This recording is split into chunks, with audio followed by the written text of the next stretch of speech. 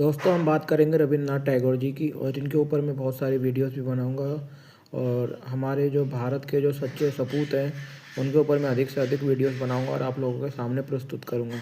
रविन्द्रनाथ टैगोर दोस्तों एक बंगाली थे और जो एक जो एक महान व्यक्ति थे और उनके किसी परिचय का मोहताज नहीं है। वो एक पहले नॉन यूरोपियन थे जिन्होंने कोई नोबेल पीस प्राइज़ जीता है और किसी भी क्षेत्र में वो पहले थे। 1913 में इन्होंने नोबेल पीस प्राइज़ जीता था। 1913 में Tagore become the first non European to win Nobel prize in any category.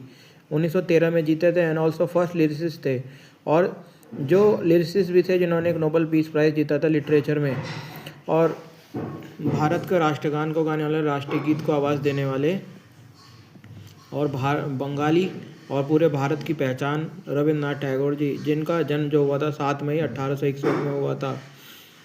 Bengali परिवार में जन्म हुआ था और 1939 को 7 अगस्त को इनकी मृत्यु हो गई थी। इन्होंने बंगाल के लिटरेचर को एक नई ताकत दी और उसके म्यूज़िक को भी दिया, as well as Indian art और कॉन्टेक्चुअल मॉडर्निज्म भी उसमें दिया। लेट 90s में दिया और अर्ली 20th सेंचुरी। और उनकी जो वो ऑथर थे profoundly sensitive and fresh and beautiful poetry Gitanjali के। Tagore poetic song were viewed as the spiritual and miracle. His elegance prose and the magical poetry were widely popular in Indian subcontinent. Indian subcontinent में उनकी जो poetry थी, poetic song थे, काफ़ी ज़्यादा popular थे। काफ़ी वो उसे देखा जाता था स्पिरिचुअल धार्मिक तरीके से और मंत्रमुग्ध कर देने वाले उनके वो थे। He was fellow of the Royal Asiatic society और वह बार्ड ऑफ बंगाल को भी बोला जाता है और उनको गुरुदेव भी बोलते हैं, कवि गुरु भी बोलते हैं, अलग अलग नामों से उनको जाना जाता है। वो एक बंगाली ब्राह्मण थे कलकत्ता से, जिसके एंसेस्टर्स जो थे जैसौर एंड बर्धमान डिस्ट्रिक्ट के थे। टैगोर वो रॉट पोइट्री।